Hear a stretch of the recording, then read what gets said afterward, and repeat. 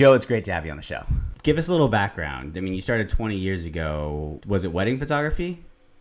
Uh, I graduated. I went to school for photography, Cal State Fullerton. Going to college for photography, unless you're going to like Brooks or Art Institute or something like that, but going to a state university for photography really taught me how cameras work. Like the basics of cameras, f-stops, photo history, that kind of stuff. I've never really started learning passion, technique, how the industry works behind the scenes and all that until I got into the industry. And it wasn't wedding and portraits. I actually started out as a commercial photographer, Okay. interned out of college with product guys, working in a studio, controlling the lights, shooting food, toys, tabletop, stuff like that. But I did that, that's how I started, basically. I did that for about 10 years till I transitioned from that into weddings and portraits. I've been doing that for about 12 years now. Okay, so you've been doing weddings and portraits for 12 years. What made you transition to weddings instead of just sticking with commercial? Basically, is when I did commercial photography, I was doing a lot of fashion and a lot of sports and stuff. I traveled, meaning I'd be on the road. I was single, and I had my buddies from college, and we rented a house down by the beach, and I traveled a lot. I'd be out shooting a campaign we'd go to Arizona for a month at a time. I'd come home for a week, then we'd go shoot another campaign for 3 or 4 weeks somewhere else in the world. And about 16 years ago, I met my wife. I knew I wanted to become a dad, a husband and a father. And so I tried to figure out how I could shoot the same editorial, lifestyle stuff that I love doing, that I thought I was really good at, in a different direction. I went to my next door neighbor's wedding about 13, 14 years ago. She got married out at Catalina Island. Okay. And at that point, I thought wedding photographers were big giant camera, Hasselblad, short sleeve shirt, square knit tie, everybody say cheese. And I didn't want to do that. It was recording people at an event instead of any artistic. There was no artistic value to it, I thought. Okay. But as I watched this guy shoot this wedding in Catalina, he was doing the exact same thing I was doing in an editorial style. Smaller, 35 millimeter cameras. We shot film back then. Mm-hmm. And I saw the work, and the work was exactly what I was doing, but it was a real person, meaning not a hired model. It was my next door neighbor, and her pictures looked like what I was producing for my commercial clients. Okay. And I also noticed that guy wasn't, on a plane or on in his car traveling for a month at a time. He was able to do what he wanted to do and get back to his life, basically. So I shot up that year. The next year I shot one wedding. And then that turned into 2 weddings, and that turned into 7 weddings, and so forth. And I slowly transitioned away from commercial, and, I'd lose 2 commercial clients and I'd get 2 wedding jobs. Got and it. I transitioned from one to the other. It was a nice smooth transition, actually. I didn't really cut the cord and dive Okay. at myself. It was the same photography, but in a different direction. So let me ask you this then. You say you shot your first wedding and that turned into 2, and then it sort of just snowballed from there. That makes sense, and I hear that a lot from photographers. But for somebody that's brand new and they're looking at wedding photography as a possible career choice, how did you book your first wedding? I shot the daughter of an architectural photographer who I knew. Okay. And I said, hey, I'm not going to charge you anything because I built my portfolio, and I covered my cost really. Okay. And I shot film. I think I shot 40 rolls of film. Mm-hmm. I left the wedding with a big sandwich bag full of 40 rolls of film. That's awesome. A couple different cameras, and I researched it. 12, 13 years ago, I got online and looked at websites, and why I knew I wanted to pursue that is because I saw work that was really good. That I thought that was like a nature photographer will see Ansel Adams' work and inspire them. Mm-hmm. A sports photographer will see someone who shoots the Olympics really well, and that will inspire them. I saw these people shooting these images that were very non-traditional wedding images, and I thought that's what I do right now. But I can get into this industry and kill it, because my work is as good as all these people's work. But I can bring 10 years of fashion and commercial experience to the wedding industry. Because every bride, every groom, I shoot my grooms like used to shoot my athletes. I shoot Okay. my brides like I used to shoot my fashion shoots. Mm-hmm. Everybody wants to see themselves like that. Everybody wants their wedding published, wants to be online and featured. Yeah. It's not just their special day. They want everyone to see that it's their special thing. So I thought I could bring that commercial aspect to it, and it excited me about it enough to pursue it. Okay. So you mentioned everybody wants to see themselves published, or that. Uh, how or when was the first time you were published? I don't know. Approximate.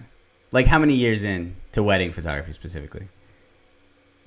When I started doing it 13 years ago, 12 years ago, it wasn't as important now Okay. as it is now back then. Back then, you got work by doing really good work, and that's always kind of been our studio motto: is do really good work and you'll keep working. Mm-hmm. But back then, it was a good website because there were no template websites. Everybody's website was built from scratch. You hired a person to build you a website. There weren't any templates that you could buy. Mm-hmm. There were no actions to make your pictures look pretty. When you shot a wedding, you had to scan the film to get it online. It wasn't instant. You couldn't pull it off your phone and upload it right away. You had to put some effort into creating an identity. And there may be, just in Southern California, there's probably 10,000 photographers' websites. And when I started, there might have been 5,000 photographers' websites in the world. Wow. So it was doing that and then working with coordinators still the same way now. My biggest leads come from coordinators. Do Okay. really good work and make sure the clients were happy. Back then, you didn't have to provide all these images to the coordinators because it wasn't about that. It was about making sure their clients were happy. That's all changed, and we'll talk about that, I'm sure, later. But Yeah. So you've had to adapt because yeah, it's taken. Okay. How do I get my work seen by normal people? By everybody. And I never did print advertising. That was never. I never did an advertising campaign. Work just always kind of came to me because I did good work. That's good to know. And my brides were happy. They'd send me more brides. The coordinators saw, how I treated my clients. They'd send me more work.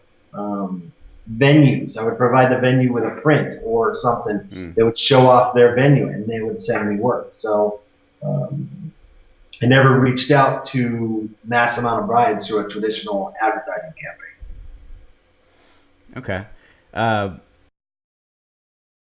What are some other ways that you've had to adapt? Because what I'm getting from this is that's sort of how you've been able to stay in business for so long, is your adaptability. So what are give me some other examples of how you've had to adapt? Film to digital. Right. Was that a tough for a jump? while there, it wasn't. It was scary for sure, but I remember I bought the Nikon D1 way back when it first came out, and I opened the box. I read how to put the card in, and I left my film camera at home and forced myself to shoot a wedding that way. Like I maybe had 5 images on the camera when I shot my first wedding. Yeah.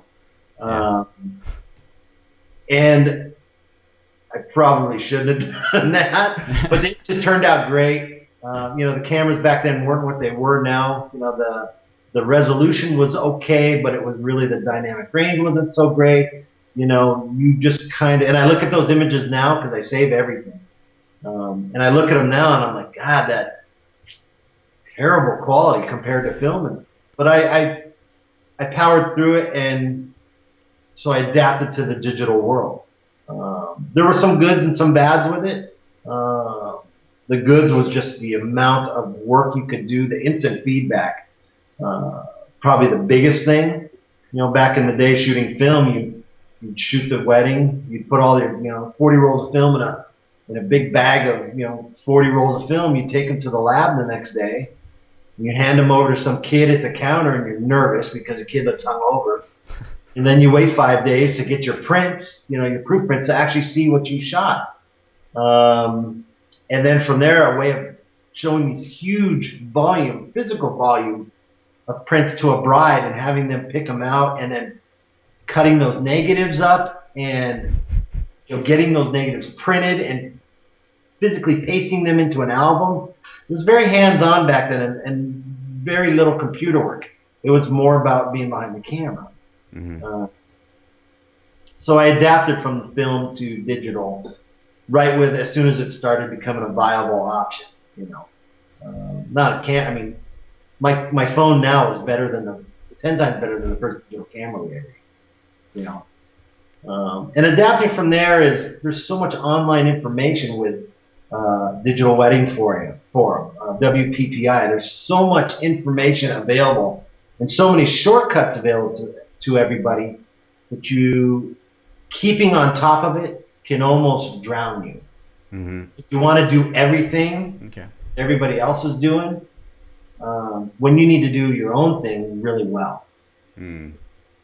What do you mean by do your own thing? Well, okay, so 2 years ago I started putting a bunch of textures on my pictures because everybody was putting textures on their pictures, and so that was a phase, and now it's this year and last year it's kind of everything's bright and airy, almost a little bit of a fairy tale feel to it. So I incorporate that. Do you think it's important then to follow the phases, the fads? Yeah, I think it's important to be able to do it. Mm-hmm. I don't think I think you lose yourself if you try and recreate your style every year with the latest trend. Okay. You need to have, and we've been pulling back from that. I mean, I've done, there's a million actions you can buy that will make your pictures look great. But everybody's buying those actions, so everybody's pictures are looking the same. I think it's important to be able to do a bunch of different things, but you want people to see your images and go, oh, that's a Joe Ladder image. That's an Aaron Dieppe image. Mm-hmm. That's a Joe Busink image. That's a Jerry Gionis image. That's an image. That's a style that your name is written across that style without your name actually being written across. I totally get it. Let's talk more about that. I actually want to get into that. Like how did you define your style over the years?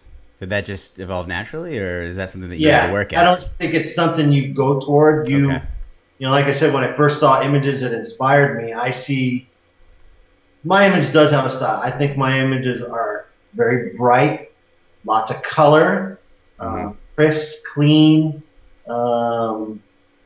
very editorial, very sometimes edgy. I get a lot of very glamour conscious people that like my image because they have a dramatic, strong, bright, crisp feel to them.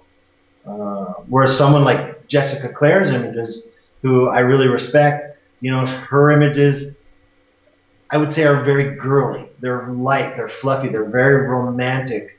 They have a softness to them. I like that, but I think they're pretty, but I don't shoot that way. Mm-hmm. But there's people that love that style, which is why she's so successful. Right. So, so you're saying your style's a little bit more masculine, is what you're saying? So maybe like your personality kind of shows through your images too? I think it's hard to describe your style. Like say, hey, what's your style? I'm like, yeah, exactly. I've always kind of, in my meetings, there's a lot of the stuff when I talk to my brides in my meetings, this kind of stuff comes up. I think a lot of what I tell them is my images are very similar to as if National Geographic covered your wedding, meaning they're going to be beautiful, technically very good images, but they're going to be you in the pictures. They might not all be of your face, They're going to be storytelling images that are high quality images. Yeah. You know. Okay. So this is what I've gotten so far. You have to be willing to adapt to the changes that are happening in the industry. Let's talk about like hard times. Was there ever a time where you considered giving up? No, never Okay. give up. Aaron, my go ahead and pause it for a second. Okay. My girl just came in, so give me a second, okay? I'll re-ask the question. Go ahead. Okay. All right, I'm back. Sorry, Aaron. No, that's okay. I'm gonna do this right now. That's okay. I kind of needed to re-ask that question anyways. Or maybe I'll just leave it in. It makes it feel more real. Because I can pick up. I got it. Okay. Do you want to just pick up? Yeah. Okay. I don't think there was ever really a time that. There's two answers to that question. I've never really got to the point where I'm like, I need to do something else, and I just can't do this anymore. And at the same time, I think about that every single day. Mm-hmm. Meaning like, oh my God, I can't do this anymore. And how do you plan an exit strategy or strategy from this? How long can I do this? I've always been busy enough.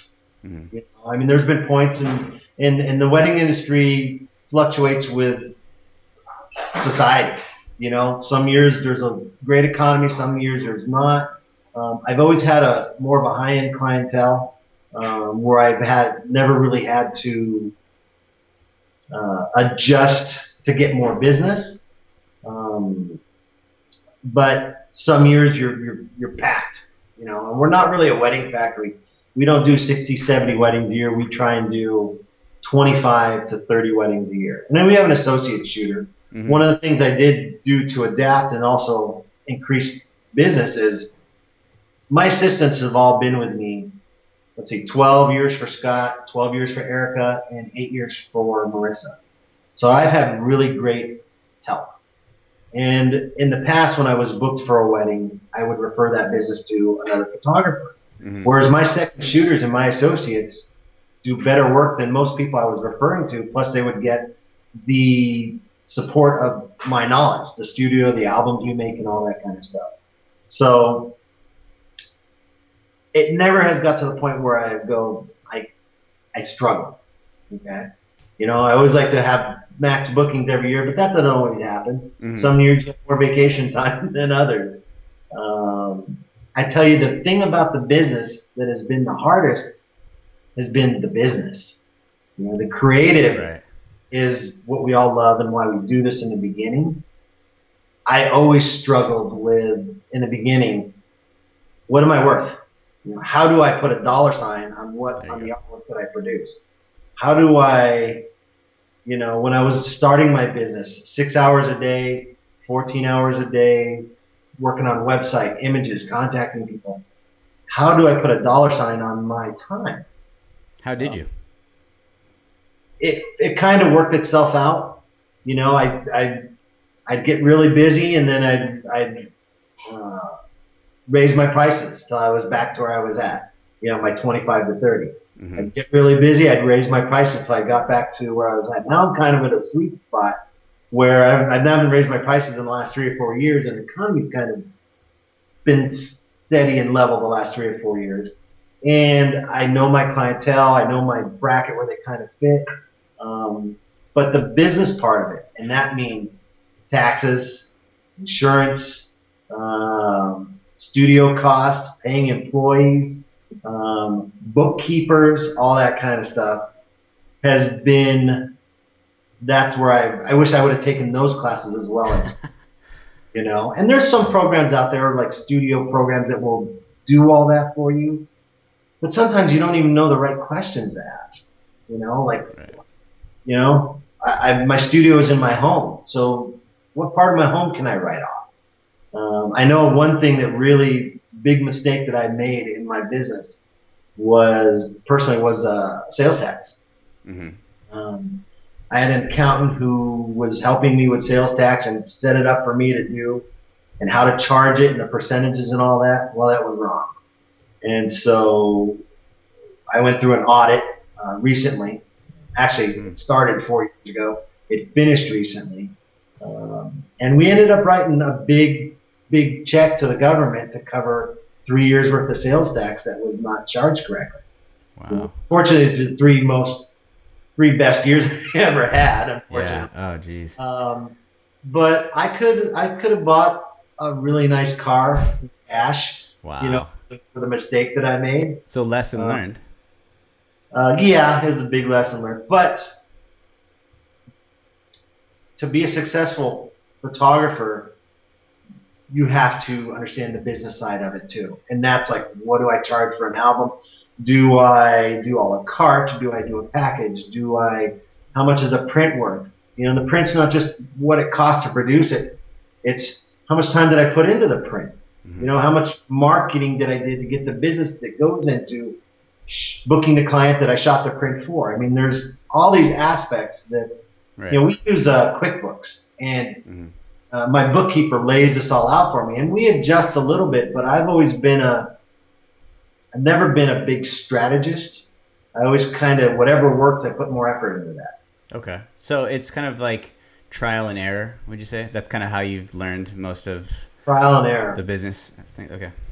I think luckily I'm a very good math person. I That's good. understand numbers really well. Yeah.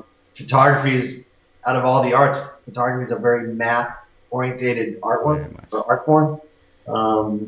I think that's benefited me, that I can understand how to do things less expensively, how to maximize my dollars, and to really trust that what I'm charging, that I'm worth it. You don't know until you get feedback from your clients. If you're staying busy, you're charging the right amount. Hmm. If So you're too busy, you're not charging enough. let's. There's actually something I want to touch on that you talked about, how that when you like to stay in the 25 to 30 weddings a year range, and when business increases, then well, it's time to raise my prices, and you did that over the years, and that's how you've gotten to where you're at. But I know that no matter what, this is just the way the industry is. There's ups and downs, and there's surges. When Yeah. when the economy was down, trust me, I talked to lots of photographers. Everybody was shooting less. Now, when that happens, do you lower your prices accordingly, or do you try to wait it out? I waited it out Okay. because you're always, I mean, every day, today, should I lower my prices to get more business? Hmm. Lower my prices to get more business. And I've always waited it out. What I noticed when the economy took the turn for the worse, 3, 4 years ago, and Yeah. stuff, is I always had a certain clientele that I always had a certain clientele that was always able to. I've always had a certain clientele that would save and sacrifice certain parts of their wedding in order to afford me. Okay, and my lowest package, and in my pack, I do packages, and my lowest package had 2 photographers and included an album, and Okay. really what most people wanted. And then the packages above that, 3 or 4 above that, would be, a lot of stuff, unlimited time, luxuries. Okay. Got it. I Okay. noticed what I noticed when the economy took its turn for the tourist, that I was still booking my middle and high end packages, but all the people that were just getting into my lowest package disappeared. Ah. Okay. So they couldn't scrape enough away from the rest of their wedding to book me, Hmm. which is where I think my associate filled that in. I see. That her price points were lower and stuff. So, wondering about lowering your prices. We never did. I made some adjustments. What I actually did is I added value to my packages. Hmm. So it's keeping the price point the same, but maybe doing a bigger book, or adding an extra parent album, or larger parent albums, or print credits. If I add $1,000 value to the package, that $1,000 might only be another $200 out of my pocket, for that extra size and book or something. Right. With the client, they're seeing $1,000 value increase. Hmm. So by adding more value and keeping my prices the same, I think really helped me in maintaining where we're at. That's really valuable information. Thanks for sharing that.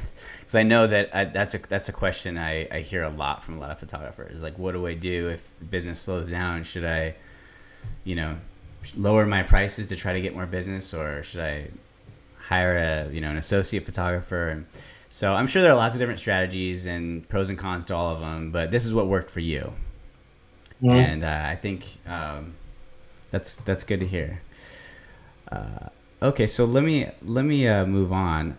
How much more time do I have with you? Because I have tons and tons of questions. I could sit here all day and talk to you. As much as you want, as long as my Okay. assistant, house cleaner, keep walking through the back. That's fine. Okay, cool. All right.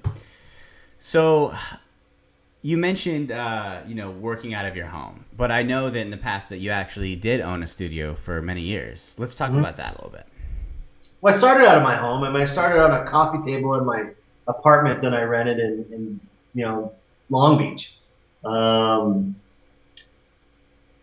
And then there's two schools of thought, where everyone thinks having a dedicated offsite, out of not in your house location shows success. And then there's other people who, I think most of the photographers in Southern California actually do work out of their house. I had a studio for about 11 years. I had a loft on the water overlooking the ocean. Really cool. I drive down into work 9 to 5 every day. Big upstairs, 2 double. I mean, it's beautiful, And the clients, and it was impressive. And after about 11 years being in that spot, I was just tired of being in that spot. The cost, by moving into my house, the cost cutting was attractive, but it wasn't a driving force to moving into my house. Mm-hmm. Being in the same place for 11 years, the way it ended up approaching it was, and turning it into a positive thing was, when people came to my studio, they walked in and go, "Wow, this is really cool. This is what he does." Mm-hmm.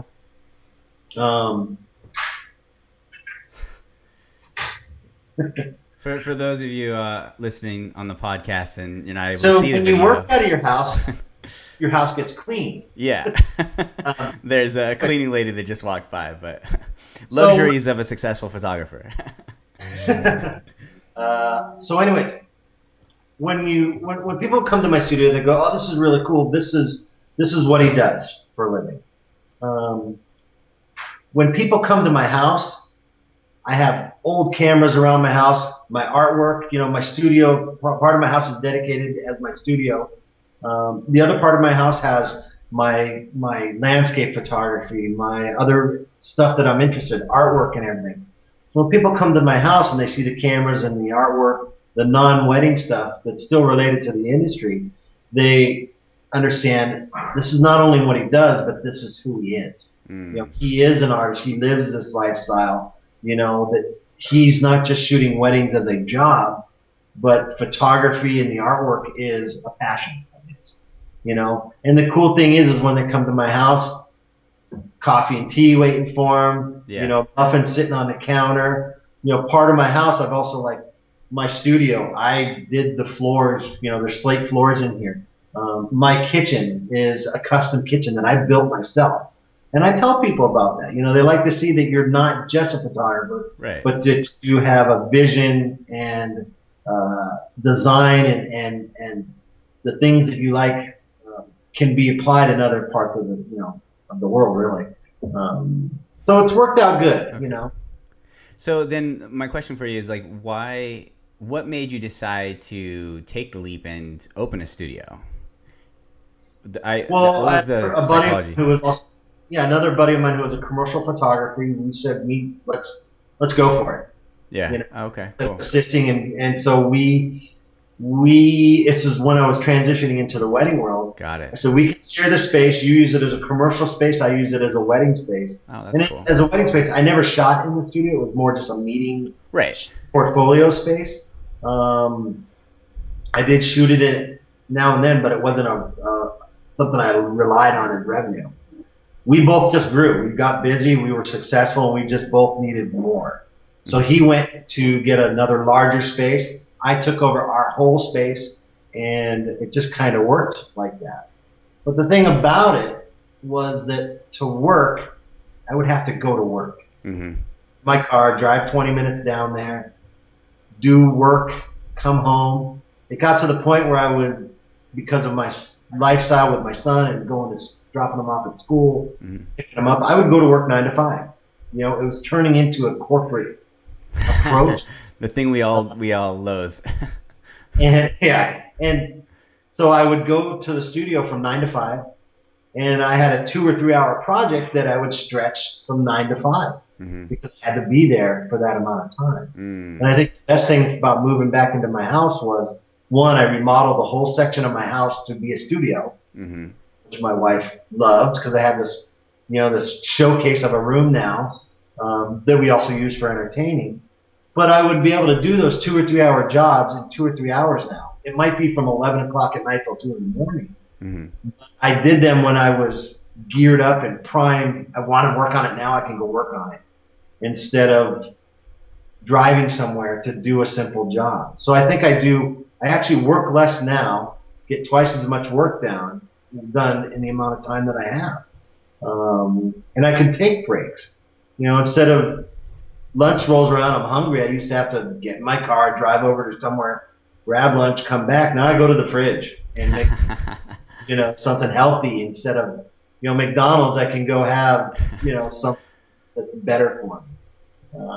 So it's more efficient. It's more cost effective too. My son gets sick and has to stay home from school. He can go in the other room and watch cartoons while I can still answer the phone and talk to him. There you go. The other thing about that is you're inviting people into your houses.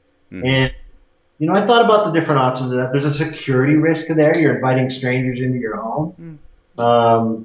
That's one thing good about not having 80 or 90 clients a year. Mm-hmm. Few clients that are referred by coordinators that are, I look out the window. Every time someone emails me or calls me, I Google them, see what's their Facebook likes, what's their, it gives me background information about who's coming into my home. My wife loves that I clean up the house when a client's coming over, and I think people get a better sense of your personality, right? What you're really like by seeing not just your photography, but what kind of furniture you like, what kind of artwork you put on the wall, where you live, what's your backyard and front yard like, do you have pets? They walk in, I have a whole wall that's dedicated to just my family, maybe 40 images on one wall framed that they get to see. Okay, it's a trust thing. And I think sitting in my house is more comfortable for people than being in a studio environment. It worked for me for great years, and my busiest years were in the studio.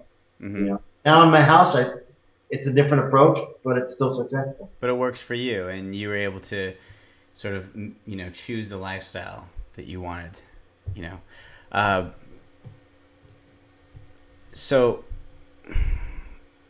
being transparent, which is kind of like what you talked about, inviting people into your home, you're giving them a peek into the real you, not just the photographer you, but the different sides of you. And I think being on that personal level is helpful. But would you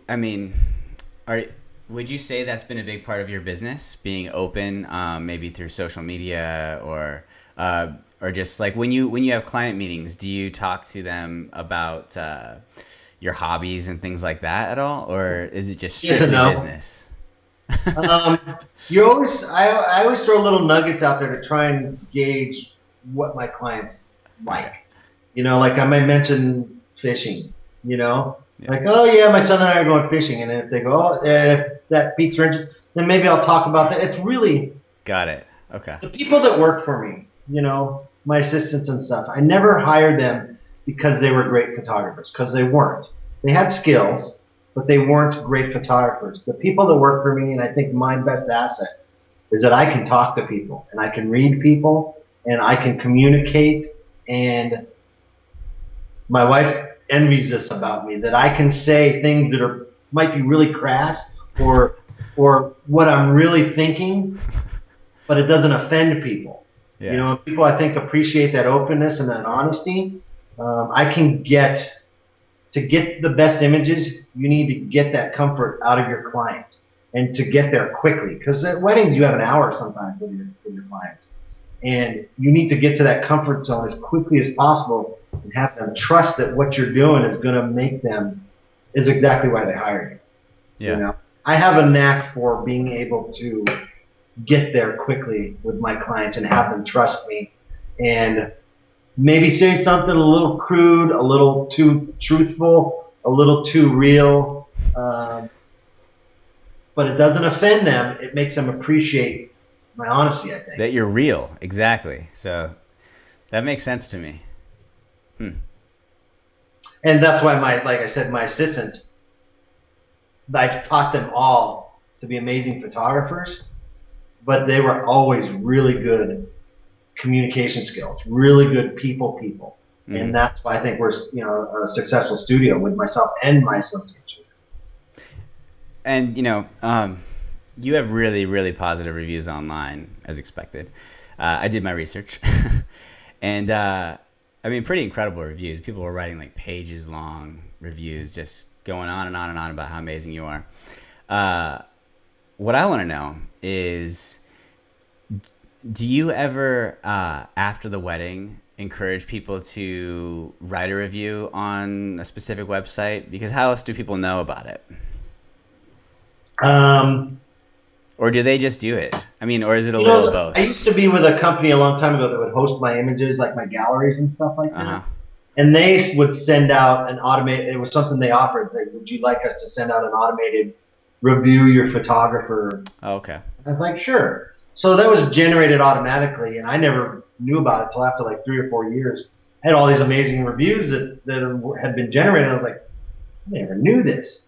I don't pursue it. It goes back to the one thing where, kind of our motto, our mantra is, do really good work and you'll keep working. Right. And word of mouth is the lifeblood of this industry. You have to do really good work because that bride's friend is getting married, or a coworker, or that coordinator, who you did great work for. We don't pursue the reviews like you said. They just happen, and it keeps us busy. Cool. Well, just a couple more questions for you, and then I'll let you get back to your day. But what I want to do is, at the end of my conversations with photographers, I kind of want to do sort of a rapid fire questions about kind of gear you use, technical questions. So here we go. Nikon or Canon? We've talked about this. We have. I work on a PC. I shoot Nikon and Android, not iPhone. So I know, how do I stay in business? I don't know. I won't give you a hard time.